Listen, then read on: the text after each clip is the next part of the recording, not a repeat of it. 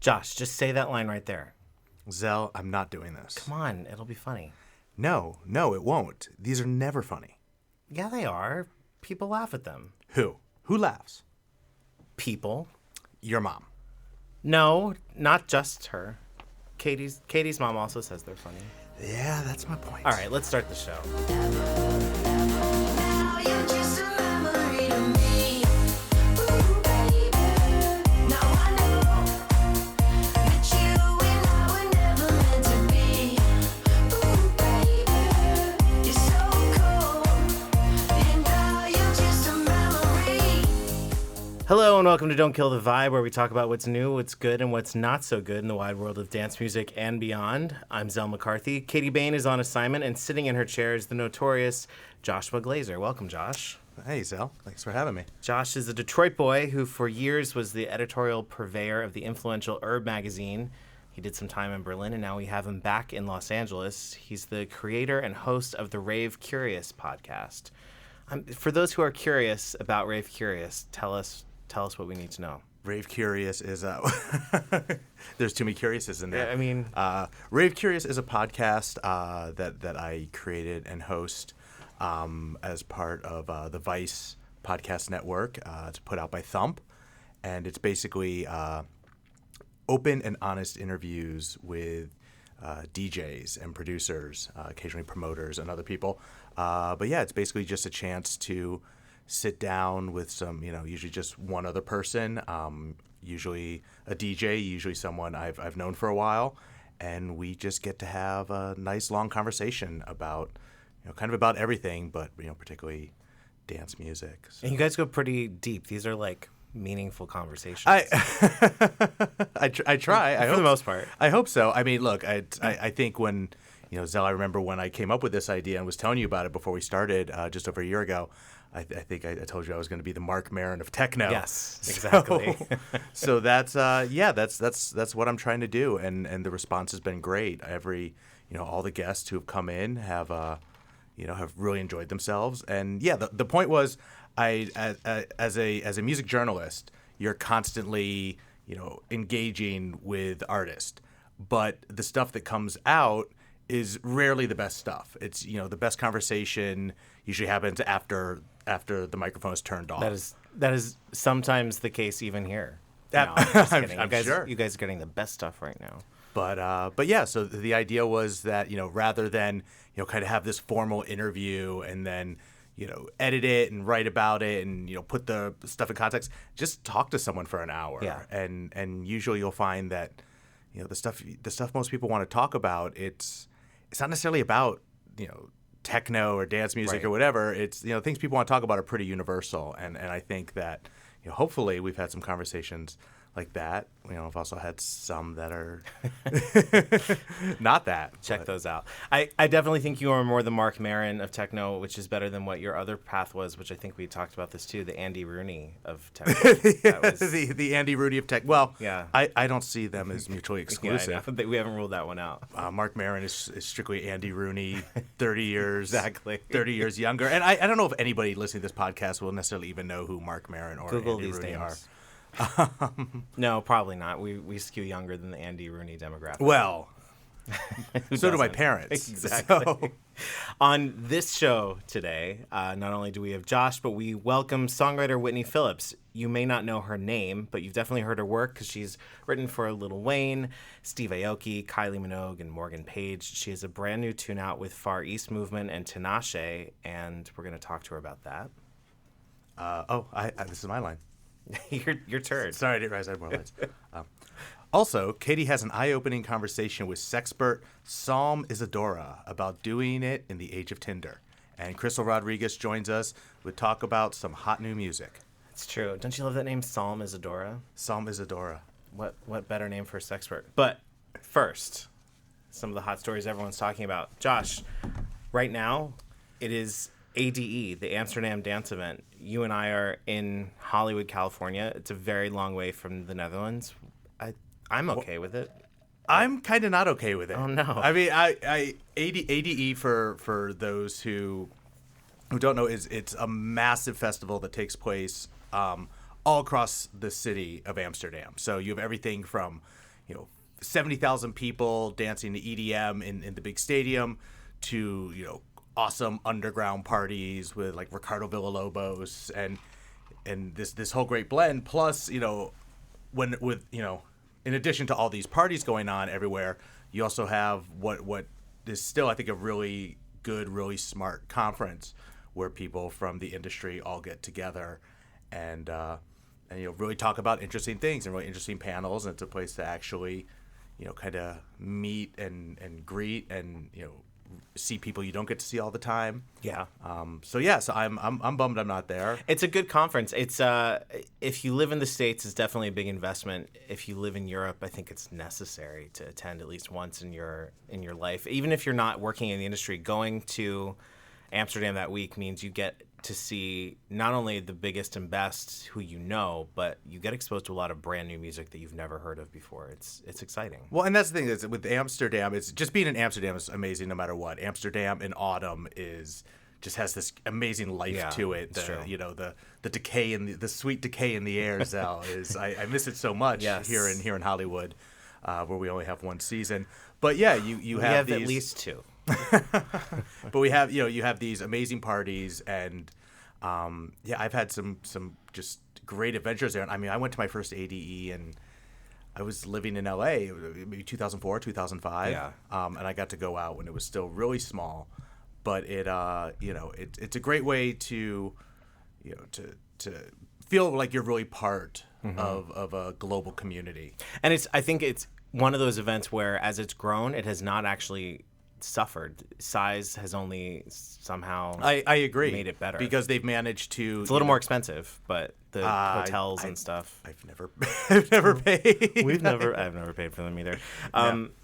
But it's a great event, and I'm kind of sad I'm not there. But the real reason why I'm not there is because I'm here doing the show and had committed to that. But also they didn't invite me back, and I was really upset by this because I've run a keynote. I've moderated. Me too.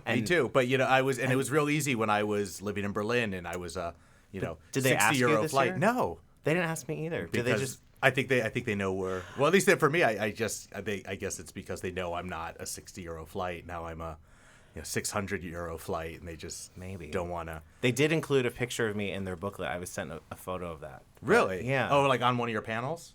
Yeah, like a photo from last year. It's in their magazine this year. Oh, but you didn't get to do one of the cool photos, the DJ photos that they always do, the super dramatic, high contrast. As I'm not a DJ, they didn't ask me to do that. That would have been much cooler. Yeah. But yeah, Amsterdam is amazing, and I think that it's if you have the opportunity to go, it's definitely a way to level up.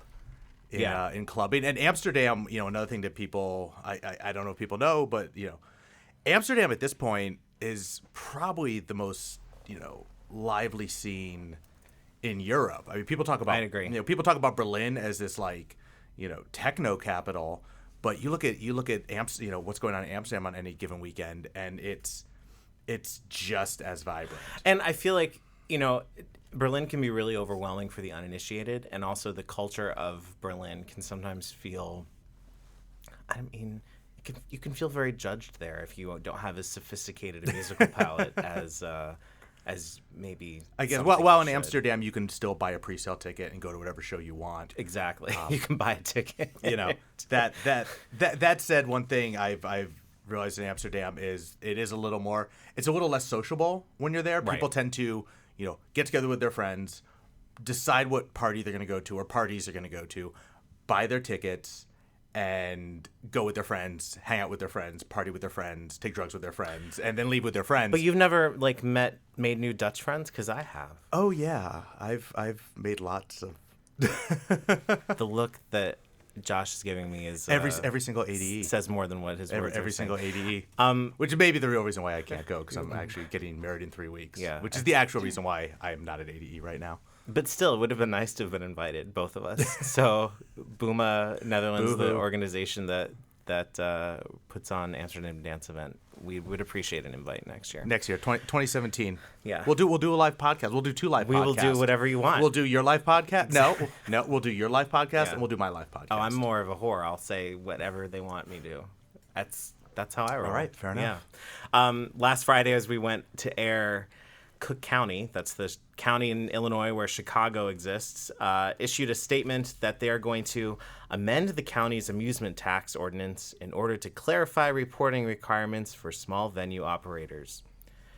I know. So basically, that terribly boring statement has some really exciting repercussions. What does it mean? Because I'll be honest with you, I read the headlines, but Yeah. I hadn't clicked on anything until you told me we were going to talk about this. So it seems like, and I have yet to read a very thorough reporting of this by a music outlet. I've seen some things in the Tribune.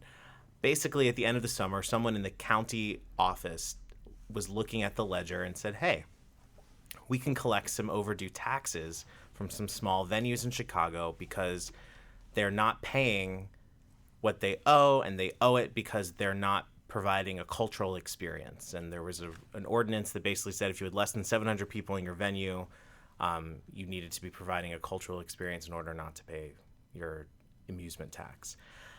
But everyone seized on this and was like angry at the mayor of Chicago, who had nothing to do with it. It was a county regulation, and I think really took up arms in defense of not just dance music and DJing, but also hip hop and rap and other genres of music that were suddenly being classified as art, and their venues were being economically burdened by this ordinance. So they were being classified not as art. They were being classified as amusement.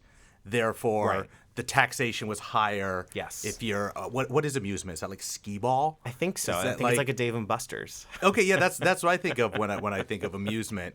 Yeah. But yeah, I And mean, no shade to Dave and Buster's. That can be a good time. but they should probably be paying higher taxes than DJs or Basically, they wanted like the house music event to be in the same category as like the opera. right, which is I see it both ways. I mean, look, I think it's great. Yeah. This is a rare victory for this community where the powers that be in the system, we like to imagine kind of our world in a vacuum, but at the end of the day, the club where you're just going to party, they have to pay taxes on the money you're spending to come to the party. And a lot of these places do operate on, a fairly tight margin, particularly these smaller venues. And I know because I ran one way a million years ago in Detroit, and people don't think about what you have to pay in insurance, what you have to pay in this. And I'm not making I'm not being like boohoo the guy who owns the guy who owns the club. You can also make a killing. That's been proven as well. But the notion that if you are delineating between art and amusement, I think it's great that the decision has been made that our culture falls on the side of art, and that's been occurring more. That's I think just a month ago the big news was again out of Berlin, the German government had declared Berghain to be a cultural institution rather than a. Which is funny if you've ever been into certain parts of that building. Well, not always culture that's happening there. But you could collect a culture and examine it you under could a microscope. examine a culture, yes. But if you're going to consider what we do culture, then it should be treated on the same level as the opera or as experimental theater. That said, Berghain, this was a long fight for them. Right. And it wasn't very well publicized. But they also made an effort to develop more of a cultural kind of programming in addition to the massive drug, sex, and techno orgy that happens every weekend. Yeah, and They made a real effort to become a more rounded and culturally relevant venue in order to get that designation. And no offense to the venues in Chicago affected by this, but Berghain is so much bigger than any of them. This was really going to have a huge impact on a few small venues in Chicago. But Smart Bar, I think, was involved, and Smart Bar is an absolute Chicago institution. Well, Smart Bar got involved, but it's unclear whether or not they would have been penalized. It didn't seem like they weren't one of the originals. But I think Evil Olive's been around for a long time. I mean, look, you need all levels, you need all sizes, and particularly in a city like Chicago, where last I checked, there isn't 5 to 10,000 people looking for underground house music events on any given weekend. No. Maybe there is. I think haven't lived there in a very long time. They go for it. Chicago's in kind of a tough situation because they don't have a huge underground scene right now because they've been kind of boxed out of venues where it was happening. I will say Smart Bar, you mentioned Smart Bar.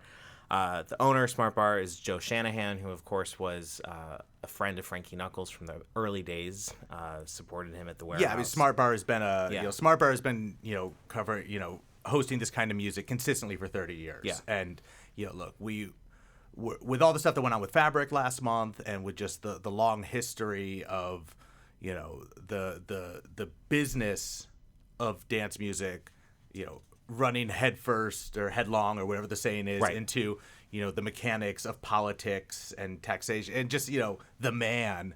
It's cool to have a win. I'm not mad at it. Yeah, and I mean, and Joe Shanahan himself pointed out that the city is seen by many as having an international reputation as a music capital. I think that's fair. Well, that's it. It's put your money where your mouth is. If you're gonna name a street Frankie Knuckles Way and walk around one of the 800 things about Chicago in your why Chicago is a international cultural capital brochure is Frankie Knuckles. You're going to name a street after him, then you need to also respect the art. And I think honestly what this shows is how complicated governments operate, because this was not a city thing, it was a county thing. And now, yes, this has been announced, they're going to do this, but the amendment to this ordinance is still scheduled to be heard on the 26th of October, so it's not completely a done deal. So should we tell people in Chicago to go yeah. to the council, the county council commission?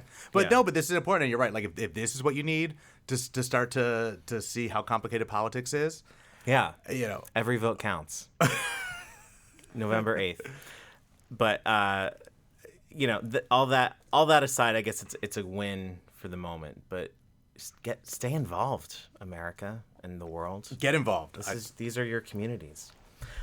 We also heard news in this past week about Pacha. You call it Pacha? Should I call it Pacha? I've always said Pacha. Pacha. But it's also one of those words I never say out loud. It's the kind of word that I usually hear being spoken by British men in a K-hole. Yeah. Who are saying Pacha. I was going to say Spanish tourist. Or Spanish tourist. But yeah. Pacha is the club in Ibiza. Was that good? That is correct. And it's been a family-owned business for nearly half a century, and it's been sold now to an equity firm that wants to convert the brand into a hotel and spa chain. Right. Would you go to a Pacha-themed hotel? Well, I probably wouldn't, but then again, I would also not go to a Pacha club.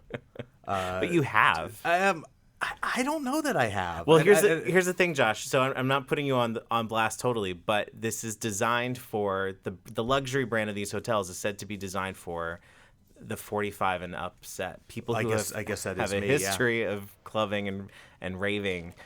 But also have an income to spend on a luxury hotel. Yeah, I still never got to the bottle service income level. Oh, damn it!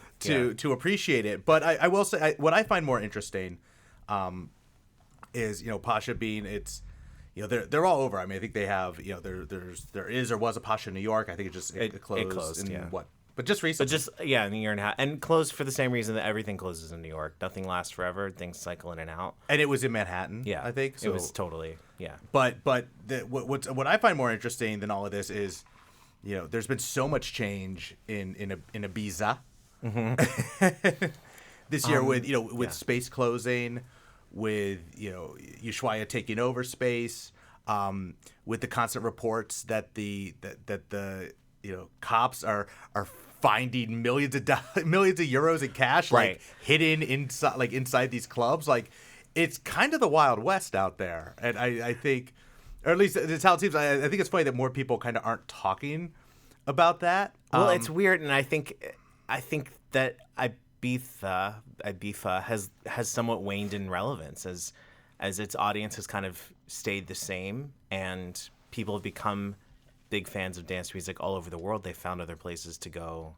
This is true. You don't have to do the pilgrimage to Ibiza. And I was actually quite late to it. I think I went my first time, properly, just like 2 years ago. I had been on the island one or two other times for like 24 hours. What were you doing on the island but not actually going to? Well, like I had been to IMS. These are, just in case you're unaware, Ibiza is part of the Balearic Islands off the coast of Spain in the Mediterranean. So it's not like it's easy to get to, even if you're in Europe. They do have direct flights, but it's not easy. But it has been a dance music tourist destination for at least 30 years. Yeah, at least some would 30 say years. longer. It's always been this.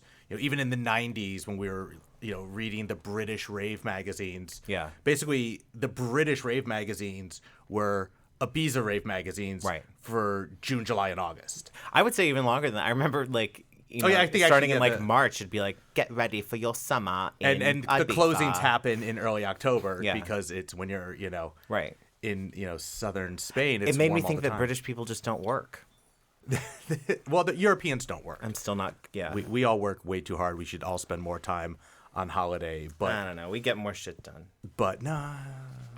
Okay, well, speaking of the state of the world, there's been this film that's gone around, and I wanted to talk to you about it, Josh, because I know it's important to you, but it's been making the rounds within the global techno community. People are kind of obsessed with it. It's called Hypernormalization. It's a documentary by this guy named Adam Curtis. He's a British, kind of a posh guy. He went to Oxford. He's done a bunch of docs for the BBC. This is his newest. Tell us what it is, and tell us also why you're so into it. Well, the reason why I'm so into it has almost nothing to do with dance music. So I'll preface that right now, and I certainly hope that more than just the dance music community is talking about this. But this actually, brings to the point that, the basic premise, and it is this it's a 2 hour and 45-minute BBC documentary. Which is a very long time to watch something. With no commercials. Although I will say it flew by. I watched it. It took like 2 sittings just because I had to go do something else about halfway through. But it was wonderful to watch. But it talks about it's almost like the history of American foreign policy ever since 1975, and it sounds exciting. And there's the how it ties in with the Middle East and the fall of the Soviet Union, and then the rise of the internet and with social media, and one of the major premises of this thing, and this is not new, but that we all live in an echo chamber, and so because of these social media algorithms, we are convinced that everyone agrees with us about everything because it feeds us exactly what we want, and we can't fathom how other people think differently, and we can't even get to those people. Like when we're posting, an anti-Trump, article on Facebook, and I think everyone kind of knows nobody's seeing that but your friends who are already anti-Trump, because anybody who has the inclination to be liking Trump, even if they're your Facebook friends, they're probably not getting that in their feed. Right. And so the fact that you said, well, it's really big in the dance music community. It's like, have you seen that meme where it's the guy from Futurama, and he's kind of got that ponderous look, and he's going, is everybody a DJ, or do I just know too many DJs? It's kind of like it's kind of that. Yes. Is the basic premise, and I've been going off because it became clear to me after the first presidential debate when it was record-breaking, 84 million people watched. I think it's more than that. I think close to 90, 95. Great. It's the motherfucking Super Bowl. But and that's do kind we of really want an a politics to be the motherfucking Super Bowl? No. Almost a third of our country was watching the same thing at the same time. Yeah, and what percentage of those people were watching because they're honestly looking for information and decision, something to help them make a decision, or anything, or as opposed to how many people are watching it for the sheer titillation of this fucking dumpster fire. But so what's wrong with that? What's wrong if someone's going to tune into the television to watch something for entertainment or do anything for entertainment, whether it's go to a rave or I know radio? But what's wrong with liking it for the wrong reasons? I posted this poorly at first, and it caused several people, you included. I think I kind of rubbed the wrong way with it. No. I just I like your provocation. But the problem is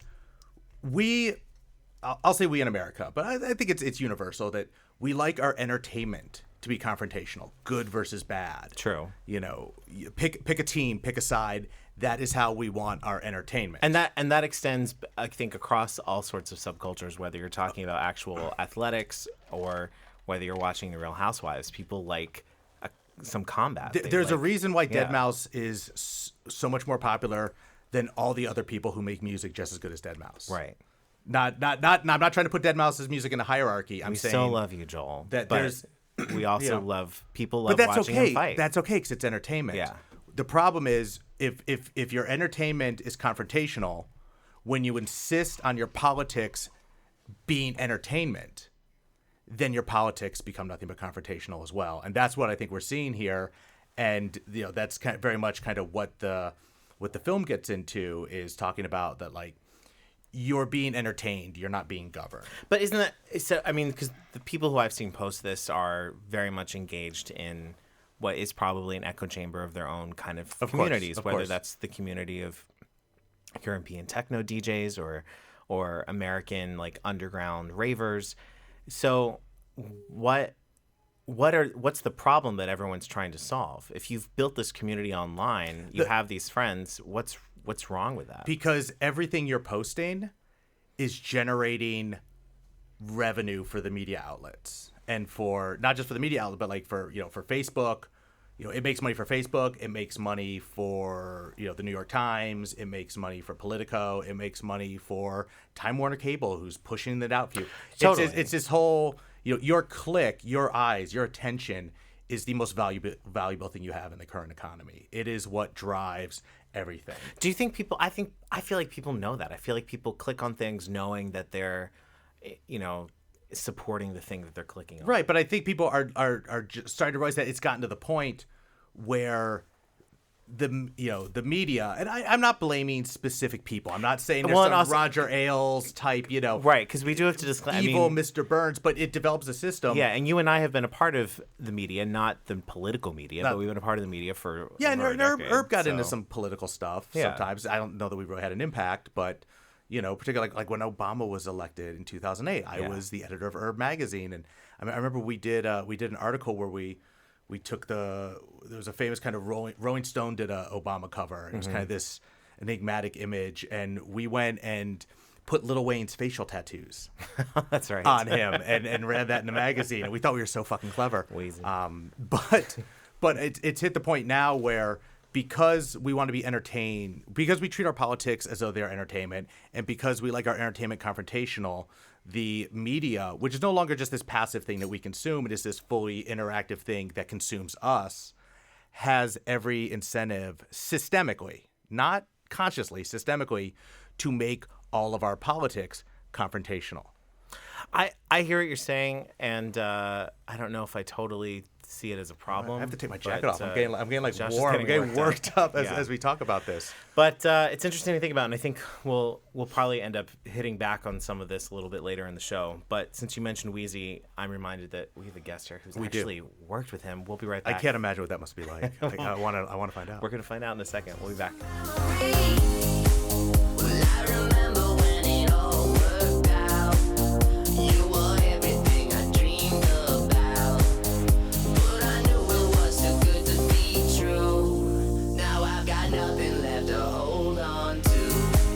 Oh yeah, I heard you say you need a change. It is no secret that making electronic music in particular, especially the tunes you end up hearing on the radio, is a collaborative process. And you know the names of the DJs, and you probably know the names of the vocalists, but you don't always know the songwriters.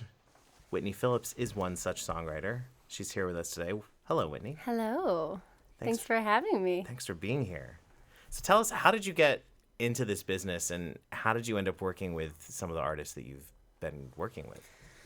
Oh man, it's so random how the artist came to me.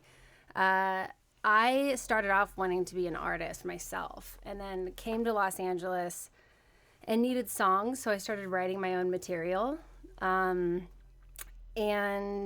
eventually got a publisher, signed with BMG, and they kind of just fed me projects kind of on the rando, and it was weird. Like sometimes it would be other collaborators, other artists, other writers that would bring the placements to the table. So yeah, I mean, there was no one way of getting cuts, but You were working with a lot of DJs in a time when there were I would say there were labels looking for something called a top line. sure.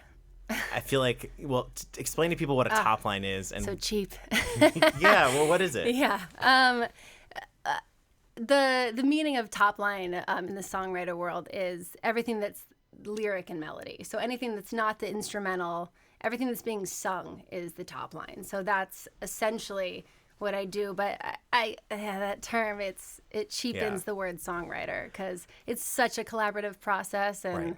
Everything is everything when you're in the studio working. So Well, people don't say that as much anymore. It used to be like, oh, we got to get a top line for, or they do. they kind of do. I mean, it Okay. depends what world you're living in Yeah. and who you're talking to. But songwriters, no. I mean, that's kind of like, we don't refer to ourselves as top liners. We refer to ourselves as writers for sure. Yeah, because you're doing more than just like feeding some lyrics to a Oh, DJ. yeah. I mean, we're working on chord progressions and, sounds of synths. I mean, we're doing a lot of production as well. So, yeah. How does a typical project happen?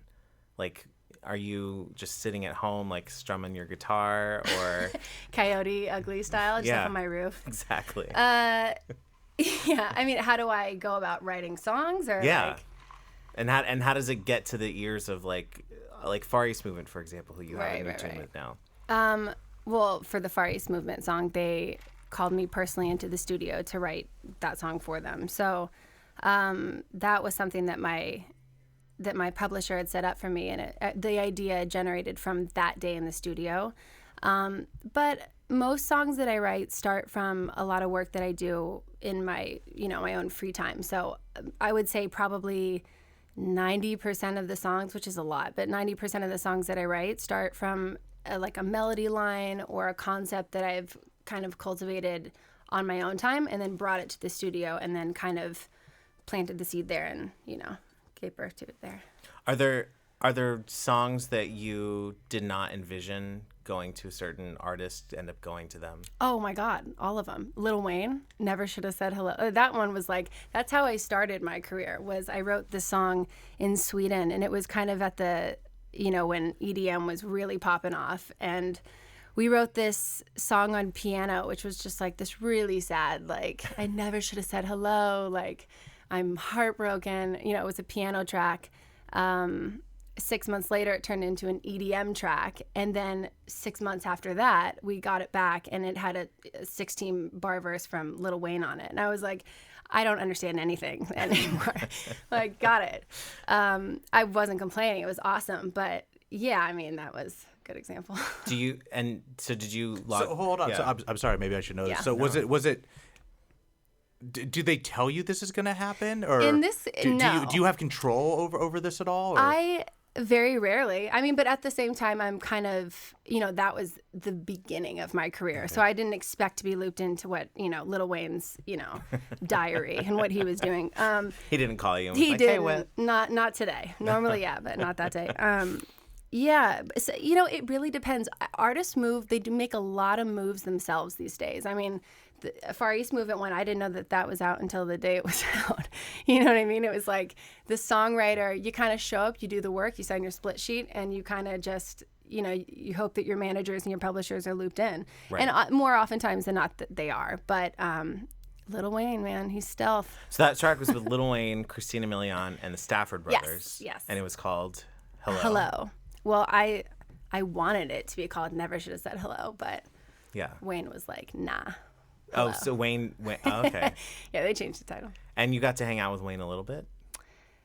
Well, it's funny because it's so funny how the world works, but my only encounters with Wayne have actually been on music video sets. So I met him briefly, is where I met you, actually. Oh, yeah, at that video. Yeah, so maybe like, what was that, like 3 or 4 years ago? Oh, well, yeah. He showed up to the video set for for Hello. There was a kangaroo there. It was at this house in There the Studio was City a Hills. very drunk kangaroo. You can Google all these keywords and you'll get quite a story. But That's the truth. yeah. Yeah. So I met him briefly. He was in his trailer doing his Lil Wayne activities. And then he came in and he was, I love Lil Wayne. I think he's so dope. And he just has like the funniest, most like rarest energy of anybody. And he's just a character. So, and he's wicked talented. So So with Far East Movement, and what's the name of this track that you have with them now? it's called For Real Love. And it's on their album. That's coming out. That's Yeah. called Identity. So it drops on the 21st, I believe. So Of October. of this month. Yeah. Cool. Yeah, it's cool. We got Tinashe on it and Marshmello. So it's kind of a cool collaboration. I think it's a fun song. We wrote it in the studio. Me and Kev from Far East Movement wrote it, and we just had a lot of fun. And it was, it was just cool to Yeah. work on it. But I think it's a good collaboration between those three: Marshmello, Far East, and Tinashe. It's a good hybrid of all those artists. So Are there artists you've worked with or whose songs, or for whom you have written songs who weren't so nice? you mean the artists that weren't very nice to me? Yeah, or like who's the douchebag in the studio? oh God. So you know many. what's really funny? And this is, I have yet to get a number one, but I've worked with some really big artists. I've worked with some Wayne and Kylie and, just, I don't know. I've worked from the up and comers and the ones that have been on for 20 years. And I've noticed that there are exceptions, but it's kind of the newer ones that kind of have that vibrato about them where you're take a seat, Bill. You don't know how this is going to turn out, and the ones like Kylie and, so nice and so gracious and really don't have anything to prove, what I Right. mean? So, but to be honest, everybody I've worked with has been so delightful. I will say the nicest person I've ever worked with is Tori Kelly. I just worked Interesting. with her and she's Country singer Tori Kelly. no Country pop. country singer. She's No. she came from country. Tori? Yeah. Oh, I thought she came from. She she's came from, I guess. singer-songwriter. Okay. She's Scooter Braun's girl. All right. She's, crazy voice, and she's the nicest girl I've ever met. So Yeah. super, super sweet. And she's in, I believe in her. She's a newer artist.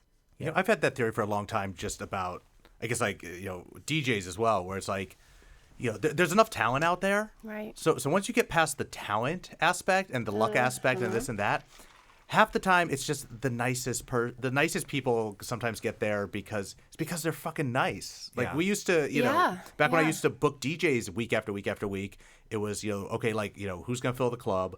Who musically are Sure. we into? But then it would be who do we want to have dinner with? Right. And so there's definitely, you look at some of these huge stars and beyond, making some smart choices, beyond having lots of, just talent, a lot of times just they were just nice people, which made Absolutely. people want to work with I them will more. say And- one of the best examples I have of that, and he's notorious for it, is Max Martin. He's the biggest songwriter in the pop game, and he is just known for being so gracious and so wonderful to everybody. And that, the industry is, the songwriter community at a certain level isn't that big.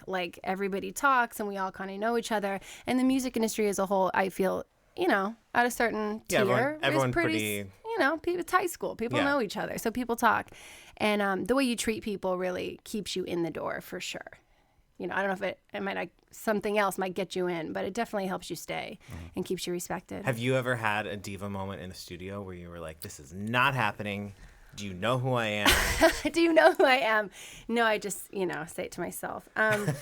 I try not to. I'm sure there's been moments where I've definitely been misunderstood. That's Yeah. for sure, because I'm a very expressive, I think maybe intense personality at times. Well, but that emotion's got to go in the songs. what am I supposed to do with it? Yeah. Yeah. But no, I've never had I'm out of here. That wasn't on my rider type of moment, Mariah Carey style. But you know what? That'd be awesome. I should try to do that once. Yeah. just once. Just go for it. epically storm out, yeah. So I don't know if you heard about the situation that kind of came to light last week. Maddie Noise, who's featured on a Kygo track. Yes. Yeah, so Heard. she posted on Instagram last weekend that she was being prevented from performing at the Hollywood Bowl by Kygo's manager. And she attributed it to having the fact that she had missed a performance earlier on the tour because she was sick. And she ranted. And she said, "I'm sick of dealing with these sexist pigs in the industry. I'm standing up for myself." Kesha Damn. got involved. Kesha defended her. Oh. Yeah, Kesha weighed in. That Oh. means something, I What guess. about no Gaga? Just Kesha. I don't think Gaga was made aware. Okay. I don't know. But Kesha definitely wanted to take a stand with Maddie Noyes, who's a young singer-songwriter. But one thing that came out in that is she said that she had not been paid for performing. She had not earned a performance fee on this tour. Does that happen with songwriters? I've never heard of it. Yeah. Well, I but want to is she- say I have, but I go ahead. Is What she you a song? Did she write the song, or she just sing the She song? wrote- Or in this capacity, I guess she's the singer, not the. No, she also wrote the song. I mean, that was Yeah. what But she when said. you're on tour, Yeah. you're singing the song. She said it's sad to Like think. performance royalties? Is that what you're? No, I don't, she just said it's sad to think I can't even sing the song that I wrote and has over 330 million plays. Yeah. Yeah, and she said she had not been paid. Yeah. Well, I mean, She said it's time to move on from doing favors for Kygo and focus on myself. that's interesting because I mean, I don't know. I mean, if she's getting paid for her publishing, But maybe clearly she's on not the getting song. paid. Like she's not getting paid. Like I to be on don't- tour. To be She honest said- with you, I don't know Yeah. if that's a thing. That seems- I really don't know if that's a thing. would I think mean, at that level. it could Yeah. be. I really don't know because I haven't gotten to the point where I have been asked to perform. I have a lot of friends that have. I don't know if they're getting paid. I know my good friend Conrad Sewell goes on tour with Kygo a lot. And Yeah. he's followed him around, or they followed each other, and they've had a really good run. I can't say if who's getting paid or who isn't. I know Kygo's getting paid. Yeah, That's Kygo's for getting sure. paid. I know they're all getting paid in that camp. So I know Parson James, who's also on a Kygo track, has Mm-hmm. done a bunch of appearances with Kygo, including a bunch of TV things. Mm-hmm. I don't know if he's getting paid either. I never thought to ask, but I know that he has definitely launched his career from having been featured on the Kygo record, and it seems like maybe there's, I don't know. I mean, I just think in general, like Kygo knows that he's nothing without his song, and if he doesn't, he should know that.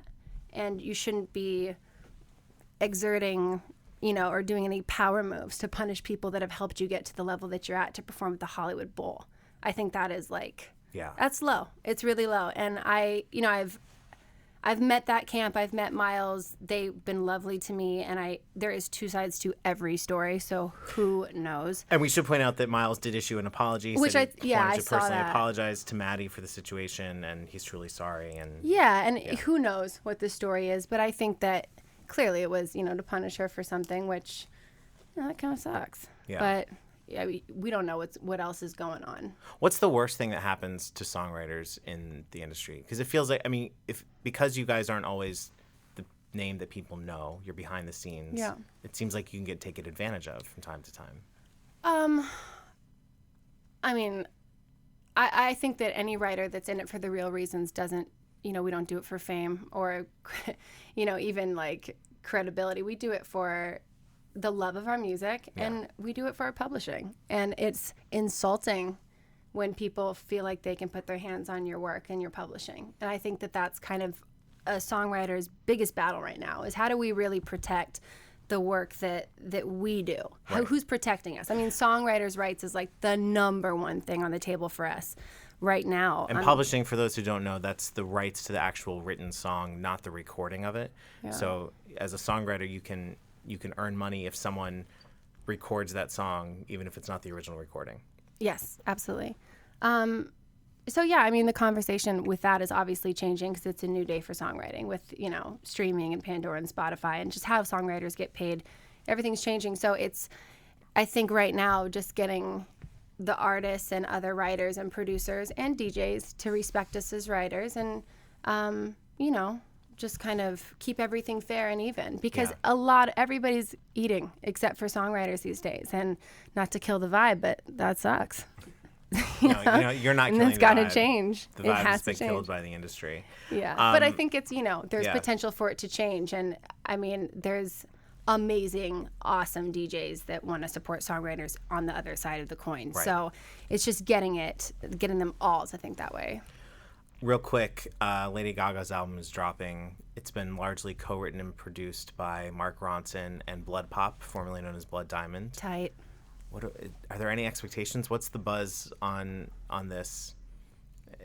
Whitney, I feel like songwriters have an ear to the ground on what's going to be popping. Is this one? I will say that with Blood Pop and Mark Ronson involved, that excites me very much so. I'd love to see those two worlds meet. Yeah. I'm interested to hear what the actual songs are like. You know, I feel like Yeah.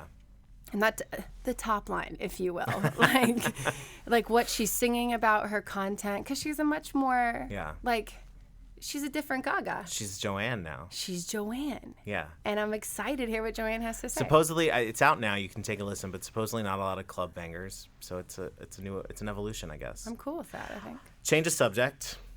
I have a question for you guys. I know you know how to swipe left or swipe right, but do you know where your G-spot is? I know exactly where my G-spot is. All right, well, that's good. You don't need to tell us, but that is an important question to know the answer to. And sex expert Psalm Isadora thinks everyone should know. Katie had a salacious conversation with Psalm. Check it out. Deep down, I know you'll never find a better love than the one we had together.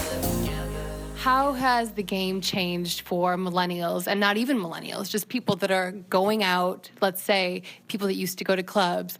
How has the game changed for people that are out there looking for sex and love and relationships and dating and all that? Well, the game, I think, has changed for me. I'll speak for myself, to my advantage. So as a female, 40, being on Tinder, I date a lot of millennials. So if there's millennial women who are complaining they can't meet a guy because of Tinder, I want you to know I just took 5 of your dates while you were complaining. Because I use technology to my advantage. Well, that's a very refreshing perspective on it, because I feel like so much of the coverage around Tinder is like, oh, it's ruining us, it's ruining dating, it's cheapening sex, and it's especially harmful for women. What do you make of those critiques? I am exhausted of the scapegoating that happens around sexuality. Before Tinder, we scapegoated something else. So what people need to do is get real. Get real about sex, get real about what you want, and start to actually ask for what you want. So I'm not worried about women, poor women. Women need to learn to say, before I drop my pants and let you put your D in my P, before I do that, I'm going to have a conversation with you about the kind of relationship I'd like to have. But women don't do that. Like, I run a weekly sex column, and I had a younger girl write in, and she said her boyfriend, didn't give her orgasms. And she's like, but I don't know how to tell him because it seems too personal. And I was like, baby, it's a little late. I'm going to give you some tough love. I was like, boo, boo. Do you know you already pulled your pants down, right? He already put his penis in your vagina. That's pretty personal. I think you might want to have a conversation now. But we're not trained for that. The problem is we have been trained to be ashamed of our sexual desires and to pretend that's not what's on the table. And then we scapegoat Tinder, and then we scapegoat something else. So for both men and women who want to date, I think Tinder is just a reflection of you. Mm-hmm. I meet assholes on Tinder, and I meet great guys on Tinder. That's a reflection of me. That's a reflection of any group of people. I'll walk in a bar. Some of those guys are great. Some of them are going to be jerks. Some of them are going to make rude comments. Some of them are going to be respectful, whatever you call respectful. And I think you have to redefine, what you call respect. Because the mistake most people make is that they mix up sex and respect and love. And they put all those in a blender together. And then, you'll have somebody say, oh, Tinder's so bad, and da-da-da, or guys only want to hook up. I bet you aren't asking for anything that you really want. I bet you're laying your body down, having sex, without using your voice, without telling them the truth of what you want, and complaining to your friends about it later. Are you going to spend 3 days calling all your girlfriends, whining, and gossiping, instead of finding real solutions? The problem is, most people don't want to be real. They don't actually want to own and say, how many women are ready to actually look at a guy in the eyes and practice real naked intimacy and say, before we have sex, this is where I'm at, or this is what I'd like. So it sounds like, from what you're saying, that this is not something that we need to be scared of, but this is actually a huge opportunity, because the volume of the situation has changed, so you are inherently getting more practice. I think I'm a tremendous optimist about the human race, even though I also think it fucks up all the time. Myself included. So as human beings, we have these like kind of crazy flaws that we like, I love you, I hate you, I want to have sex, I feel guilty and ashamed. So we have all these like dualities. But I do think that we're in a very hopeful time, and something like Tinder, well, again, using myself as an example, Tinder changed my life for the better. Before that, I used to feel that I really might run out of great guys that I wanted to meet, because I was like, I don't want to walk into the gym and have had sex with 4 of the guys here. It's just like, we're all animals at the end of the day. They'll smell it on me. People go like, it doesn't matter. I'm like, no, you can smell it. We're all like lions on the savannah. If I fuck 4 other lions in this room, you will smell that on me, and it will change your behavior pattern. But I do think that if we use this moment in time, so for me, when I started going on Tinder, I realized there really isn't a bottom to this, right? And as soon as there wasn't that scarcity, I stopped having so much fear and anxiety that oh my God, that last guy was the last guy. Like the last relationship I was in that wasn't a good one. I was like, but oh my God, what if he's the last guy who knows how to make love to me like this? What if that's what if I walk away from everything else that I know isn't healthy, and that was the last one who knew how to make love to me the way I wanted? And then I found Tinder, and I realized, which I started as a joke, and I realized you can just keep swiping. It's all like, a percentage. There's some nice people, there's some not nice people, but at least instead of not playing, I've opened up a whole new avenue to meet people. Now I meet 50% of the guys I date, I meet in person through just events, places I go, and 50% I meet through Tinder. So how do you, because there has to be some sort of metric set or precaution, not even precaution, but you have to, like you said, know what you want before you get into it. So how do people, especially, let's say, young people who aren't as used to deciding what they want, set themselves up for success in the face of this endless pool that is found on these apps? I think, again, radical self-honesty. So one of my larger agendas is creating a cloud with new sex education that is readily accessible, because I think knowledge is power, and most people, you're saying these poor, it's again, what about these poor young people growing up in this generation? Let's give them decent sexual education to make empowered choices. Do you know that most women don't even know their own genitalia anatomy? I'll talk about, women can have like 7 kinds of orgasms. Women are like, really? Like, most women don't know where their G-spot is. They don't know an internal orgasm from a clitoral orgasm. Do you understand? Like, we're going to outer space and you haven't discovered your vagina. How about we empower people by teaching them how their bodies function sexually? And then I think you'll make better choices in dating. But I do think sex is a big part of the equation, and knowledge of yourself sexually without having shame. I don't think that'll make everybody run around fucking each other and going crazy. I think that will make people actually slow down, take more time and thought before they do it, because that shame game just makes people repeat dysfunctional patterns. Take, for example, like countries like, Scandinavian countries where at night they show people having sex and nudity. On television. So we already have cases. We can do a case study. We can say there's generations of kids who've grown up in these Scandinavian countries, and when the regular programming is over, later at night, full-on sex, nudity on TV. They're not more sexually active. They're definitely less sexually violent than our own U.S. culture because of the access they've had. So again, I think when we scale access and we own it and we're honest and we educate, then we win. Now, if you scale it and you scapegoat and you try and hide all your insecurities about sex and dating and relationships the way most people have done, now you've just scaled your problems, your insecurities, and fooling yourself. Do you think this type of education, this information, is more important for women? I think actually it's really important for men and for women. I think that we would live in a really different world if men were like taught how to train their dicks versus telling women to cover their bodies. I talk to a lot of men, and a lot of men in higher positions right now who are so concerned about porn, and they're like, oh, I feel so bad for women now. I'm like, don't feel bad for a woman now. You know, this is not, they're like, oh, what time are you talking about? When your grandma was covered head to toe? I would rather be me now than your grandma. What you used to say protected women really just kept them in a box, and there was more harm and sexual violence to them then.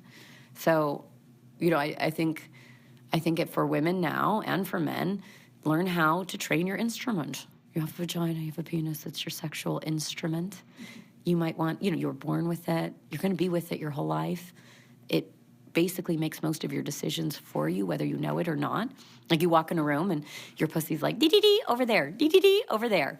In fact, your pussy's probably responsible for most of the food choices you make. Have you ever thought about that? Like you're like depressed or you're a little lonely, you go eat some ice cream, your vagina decided that. Your vagina was lonely, and so she had Ben & Jerry's instead of maybe like an orgasm or actually like dealing with an emotion. Sure. Sure. Okay. So, I mean, inherently, Dicks and donuts. inherently what we're talking about here, like it seems like sexual health, actual safety precautions are all wrapped up into what you're talking about. I think that sex education includes, you know, education on safe sex. One of the things that's going on, there's a rise in STDs with millennials because people are trading more and more, say, sexual content, dick pics. You know, it's normal now. It's normal to take like, oh, a sexy photo of my breasts and text it to some guy you're dating who, when you think about it, maybe you don't even know them that long. Or even if you did, it doesn't matter. It just means we're trading sexual content, you know, through text messages more than we ever have. And we're not having an equal amount of safe sex education to balance that. And part of the problem is Facebook and Google have this moralistic stance that they don't want to put sex in front of consumers. But the problem is consumers are DMing each other all day long. And millennials are getting more and more STDs because they've got more and more dick pics and more titty pics and less safe sex education. Mm-hmm. I mean, I grew up at a time when, you know, like the war on drugs, and yeah, it was corny, but at least we were talking about it. Like, we need to have an update, right? If all our software's changed and scaled and porn's available and we have Tinder, why don't we have an update on sex education and safe sex and health? I really want to do a tour of like college campuses and really talk about that and have it be sponsored by Trojan or somebody, you know, like a serious player in the game, because it's important to, again, have these conversations. If people are going to have sex more readily available to them, if they're going to use dating apps, if they're going to be trading dick pics and titty pics, you know, then we should scale the sex education and safe sex education. Do you see an evolution in sex education in a way that would make a difference in the way that you think needs to happen now? It's not there now, and I'm creating it. So as I'm given access to more powerful, you know, people and positions, a TV show, things that can influence mainstream thought, one of the main things I'm bringing is this idea that we need to reinvent our sex education and guidelines about safe sex in order to update ourselves with all the porn, all the internet, all the, you know, everything everybody's scapegoating and complaining about. Let's actually do something about it, and let's find a way to be connected now in the age of disconnection. Mm-hmm. Let's find a way to be more connected than our grandparents were. Because, you know, like intimacy isn't something that most humans have ever done. Our grandparents didn't know how to be intimate with each other, not sexually or probably verbally or emotionally. So the main issue is, can we learn to be maybe on a pivot of human evolution? I think we are. I think we are on a pivot of human evolution. And we are changing. So everything does have to change. And of course, education and larger models take longer to update, right? They have to now catch up. But I do, within the next 3 to 5 years, want to have a total update of sex ed in all public schools. And if that was difficult, we'll just put it on a cloud. everything's available and accessible again. So if you won't let me do it through the old hardwire system, then I'll just put it on a cloud. And thank you, technology. Right. Thank you, same technology that brought you Tinder is going to bring you how to use Tinder successfully. And how to, how to learn how do we have sex, love, satisfaction in this modern age with so much change. Psalm Isadora, thank you so much. Tell us what you're up to. So I'm up to so many things. You can check me out on psalmisadora.com. If you want to learn more about Tantra, you can go to freetantragift.com. You can check me out on Instagram at Psalm Isadora, Facebook at Psalm Isadora. If you like to be a little naughty, I'm unfiltered on Snapchat when I feel like it. I'll just sometimes do a Free the Nipple Friday, or I just really, again, I'm shameless. I don't care anymore. So I would go to my Snapchat if you really want to see what's up. You heard it here, guys.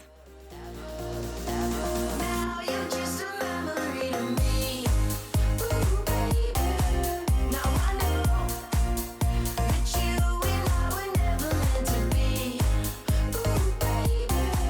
You're so cool. All right, so I feel like we've all been doing this wrong. Ugh. But Josh, you are like a Tinder success story. I am.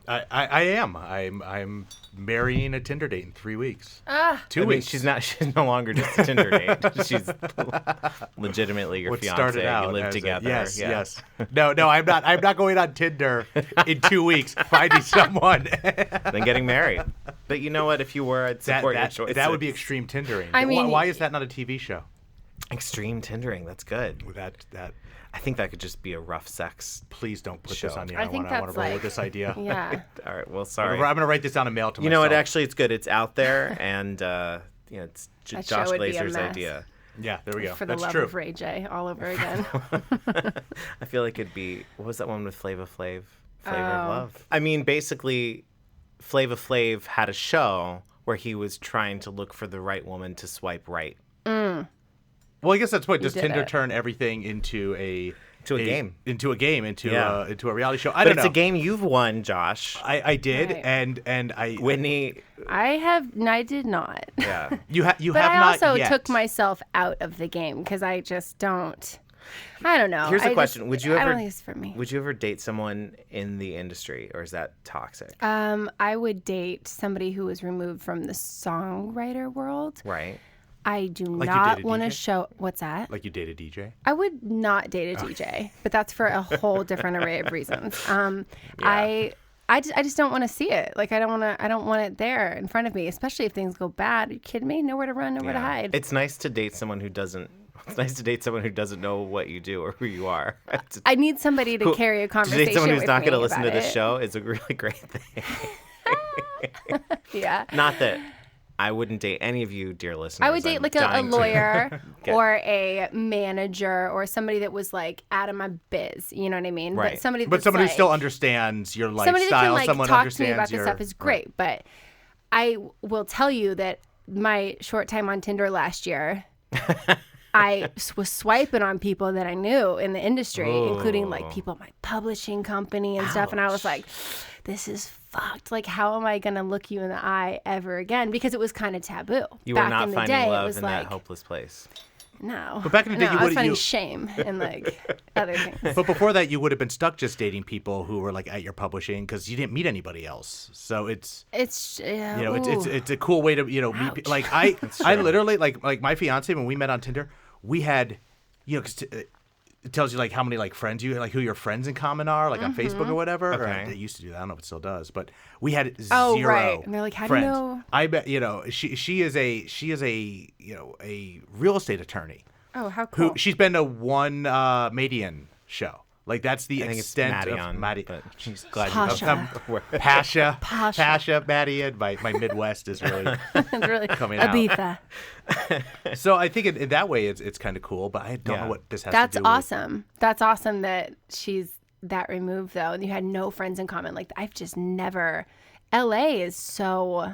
I think don't every know. city. It probably helped that I was living in Berlin at the time. Yeah. So I was literally just swiping purely recreationally. You guys have no idea how hard it is in the gay world. It's just smaller. Yeah. I'm trying to sound like I'm sad about it. But you have more options here. I mean, I have like friends that are up in Seattle that are just like if one thing goes wrong and like one relationship goes wrong, they It's have true. nowhere to go. Yeah, They're if you like, are oh my God. if you are a gay or lesbian person in a small city, it is much harder to date without ruining your dating pool.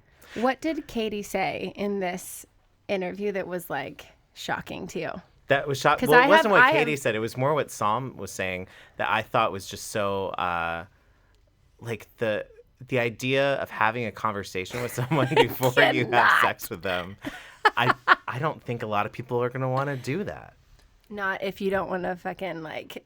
I mean, Well, how soon before sex? I mean, like Like, as you're you're talking as you're about- unbuttoning. Like you're or- on Tinder or Grindr or whatever. You swipe, you tap, whatever. Maybe you're out at the club. Maybe you're up in a rave and you're coming back to someone's place and you're like, about to bone. You're making it out. Yeah, And okay. then I guess she's I never. like, hold up. Maybe what I'm do too you want old. from me? I never got to use Tinder in that way. Like I Oh.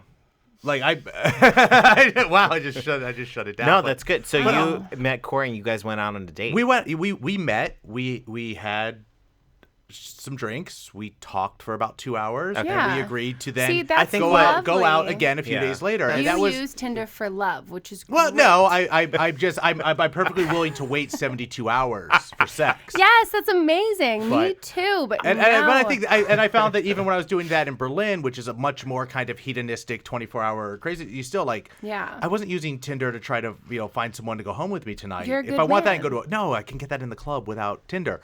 But you use it to have coffee with one new human being a week. Oh, And that's smart. Then coffee if you and a bagel. That's also Yeah, Yeah. that's also an app. Yeah. And if you Coffee end meets up bagel. sleeping with that new human being every week, that's fine. But put it in the context of get it out of that oh, I'm looking to scratch an itch Sure. right now, and you're So let me ask you something. Uh-oh. Because what she said on that interview is like, I mean, that would be mortifying for I think both parties involved if you were like about to do it and you were like, hold up, what are your intentions here? Like he would Yeah. run, you would look psycho, and it would be game over. So like, what do you think? What's the solution to that? Like, where's the happy medium? There has to 'Cause be I a don't way know. to. But I mean, she has a point, which she was saying that like, if you're going to do something as intimate as have sex with someone, or as up close and personal, you shouldn't be afraid to say what it is that you want. So false. right. But that was also So wrong.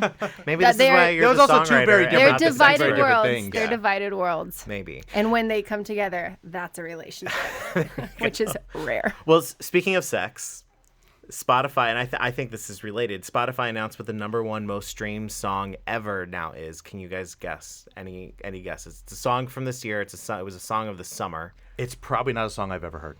That might be true. Closer? No, it's no, thank God not the Chainsmokers. It is Drake's One Dance. Oh, no way. And that it's the most streamed song ever on Spotify. That title has been held by Major Lazer, Lean On, and Avicii, Wake Me Up. But I like that. I feel like Drake now's What do you think was the first song streamed on Spotify?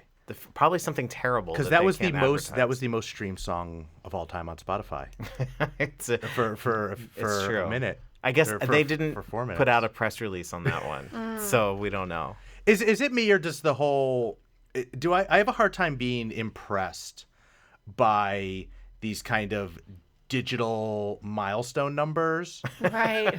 because You're like 17 cents. everything's that's one point, but also things are growing. Like of course there's going to be a new most streamed Spotify song every Right. year as more people use Spotify. I used to get mad when they would, every couple of years a new movie would be the highest grossing film of all Right, time. but it's Who always the fuck growing. cares? Because movie tickets cost more. Still, how many more people sat their ass in the seat for Star Wars than anything? Yeah, I mean, these are just things that I think get that promoted to. It's a cool milestone. Like that's. yeah. I mean, it's yeah, kind Josh, of like it's cool. my friend Look, dude, releases a song on look, Spotify. I'm not trying to she's- piss in anyone's Wheaties, and I'm very happy for Please Drake. don't. But Please don't. but I don't know. Listen, you're getting married from Tinder. Like you're good. Like we need. Yeah, the rest of us need Drake's success. Clearly, you have okay? the golden touch here. Look, Yeah. I'm really happy for you, Drake. But yeah, I mean, is that what's going to make a song matter someday, or can any song matter if the benchmarks we use are constantly going to be usurped in the name of growth? Yeah, it's a which good now gets point. back to hypernormalization. Yeah. Where, the system's broken, man. Yeah. Moving on from Drake. Bye, Drake. We do have some new music we want to talk to. Krystal Rodriguez is here in the studio to talk to us about some of that. Hey, Krystal. Hey, thanks for having me, Zel. Yeah, of course.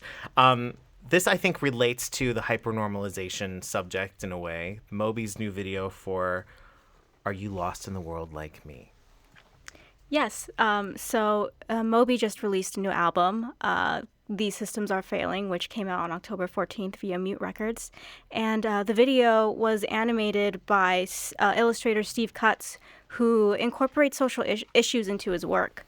So in this video, it shows a young boy who's kind of navigating the world among people who just seem to be stuck to their smartphones. I won't detail the whole video for you, but it has some very disheartening and just straight up depressing content. And in a So state, basically, it's like a condensed version of the 2-hour and 45-minute Yeah. documentary Yeah. that Josh wants us to watch. Yes, I did actually watch the video today before coming in, and it's really well done. I love the style. It's very like kind of Betty Boop. Wow, yeah. But that just shows that Moby's as old as I am. Not that I'm as old as Betty Boop, but at least knows. I what think that Moby's rep- older than you. A little bit, yeah. But we're definitely of that same kind of Gen X. Okay, yeah. Ilk. But I thought the video was really cool. I don't know who watches music videos these days. Well, it's racked up several million views. Okay, so I guess a lot of people. In the first 2 days I think it's on Facebook. I don't know if it's on YouTube. Yeah. I'm always suspicious of Facebook plays. I'm just suspicious, man. You're just suspicious of everything. But because especially a music video, like it starts to move as you scroll Yeah. by and whatever. But from a music standpoint, am I allowed to critique Sure. the music? Yeah. Am I interrupting? Go in. go for it. I hate it when Moby tries to do too many things at once. Oh. And that's what this album is to me. Like Poor if Moby. Moby wants to make a record of using stirring torch song blues, awesome. If Moby wants to make just like a party house music record, awesome. When Moby wants to make a punk leaning electronic Sounds like a children's book. Moby wants to. it Let him live. Yeah. kind of falls short. You know what? I know, I'm- Moby's earned the right. He can do what he wants. I liked his book. Yeah. He's How's the music video? I think it's cool. Is it It's moody depressing. and dark? It's very moody and dark. Yeah. I mean, it's pretty on brand. It's not That's exactly. It's no party. It's no Southside that's- featuring Gwen Stefani. I'll say that. It's also not the Stars video featuring cameos from JC Chazé and others. Flashback 2001. Soul Clap has an album. Tell us about it. Well, they just released their self-titled album on Friday via Soul Clap and Wolf and Lamb's Crew Love label, along with K7. We love them. It's their second following 2012's E-Funk, and part of it was recorded in George Clinton's recording studio in Tallahassee, Florida. That's random. Well, they actually collaborated back in 2015. Oh, that's right. Yeah, well, they've been doing. I think they hooked up like they always every year at in Detroit during Movement. There's like a Red Bull Soul Clap party, and they always bring in like 1 year it'll be George Clinton, 1 year it was Bootsy Collins or something. I don't remember. It's but still like, random, right? Like George Clinton and I mean, I'm not judging. I'm just saying it's unexpected. I'm not judging, but that's fucked up. No. I love it. Well, it was a heavy collaborative album. It also had crew lovers Nick Monaco and Wolf and Lamb. It had Funkadelics Billy Bass Nelson and Nona Hendrix, who some people might know as a founding member of LaBelle of Lady Marmalade fame. Definitely. Hey. So yeah, if you like your house music with a ton of fun, funk, groove, and soul, this one's for you. I just had to shoot Whitney a look because she was starting singing Lady Marmalade. Did you see my hand? We See the can't jazz afford the hand? rights to that song, so Oh, well, I only sang 4 notes, so that's Don't- almost yeah. lawsuit, but nah. yeah. Tell us about Dusky's record. All right, so Dusky finally released their long-awaited second album, Outer, on their 17 Steps label. I've been a fan since their 2011 debut, Stick By This, and it's kind of a departure from that label, from that album. Before they were Dusky, they were known as Celerity, and they were releasing this kind of like deep progressive house music on Angina Deep.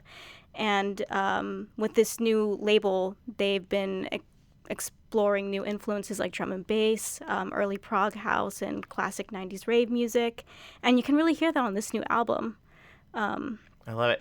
Do you think this is going to be a breakthrough for them? Because I feel like they've been someone who people have been talking about for a while, like Dusky. It's going to happen.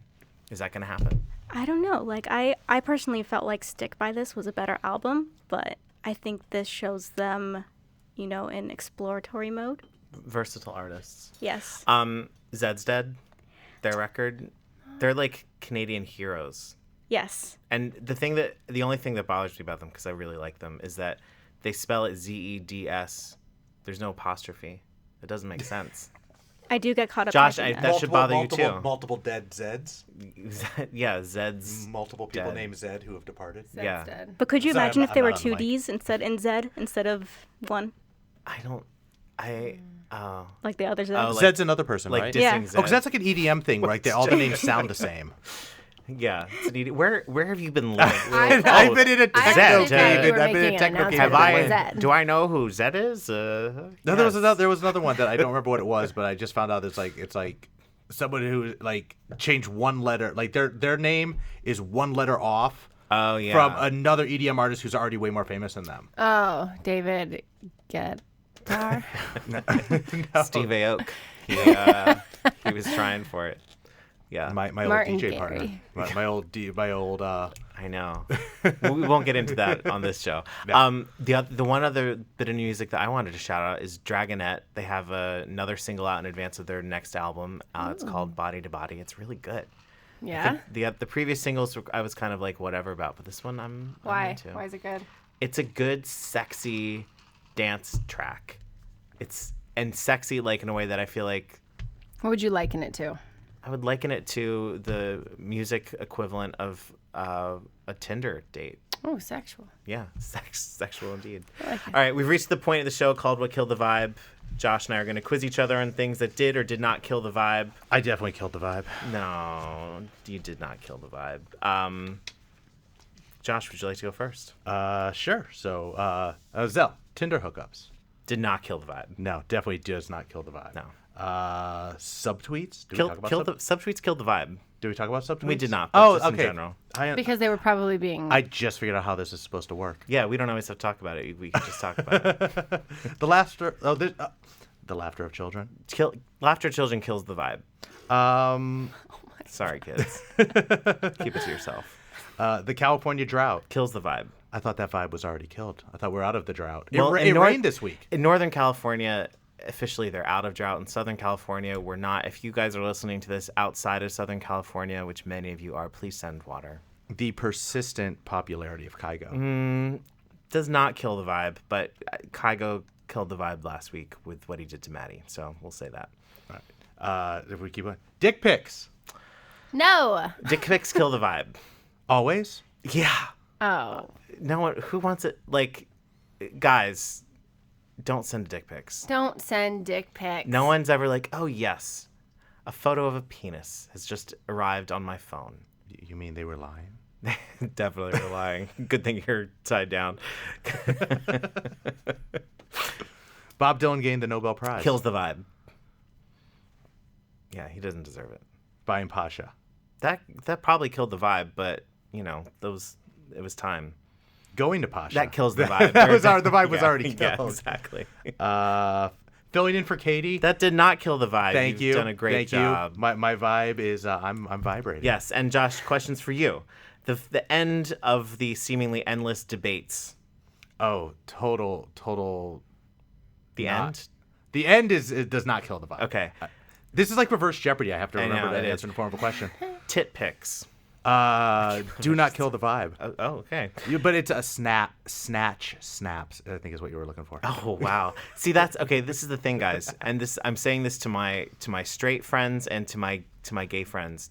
Don't send the dick pics unless you're specifically asked for one. Okay, that's not a good response to a lady sending you a photo of her breasts. I would say even if they ask for one, don't do it.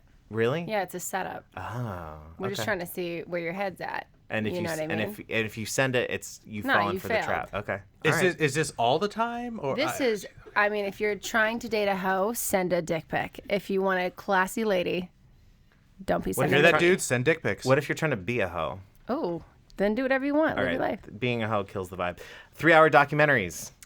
Did not kill my vibe. Okay. Well, Martin Garrix. ambivalent about the vibe. Okay. Songwriter royalties withheld. No, the vibe killer. Yeah. Amsterdam in the fall. Does not kill the vibe. Grinder hookups. Does not kill the vibe. No, they don't. Sex talks, like the one we've had today. Does not kill the vibe. Zed. You don't even know who Zed is. Yeah. Hopefully next week we'll have some clarity on Zed. For now, we should let you know that Don't Kill the Vibe is recorded live in Hollywood at the Crate TV studios by our A-team executive producer, Alex Munoz, audio engineers, Andrew Conde and Anthony Russo. Allison Snyder is our creative director. Theme music today was Memory by Electric Treasure. Thank you to our guests, Whitney Phillips and Krystal Rodriguez. And a special thank you to Josh Glazer. Listen to his show, Rave Curious, wherever you listen to this show. Check us out on Facebook, Twitter, Instagram, SoundCloud, and Friendster. Okay, not really Friendster. At DKTV Podcast or at don'tkillthevibe.com. Until next time, don't kill the vibe.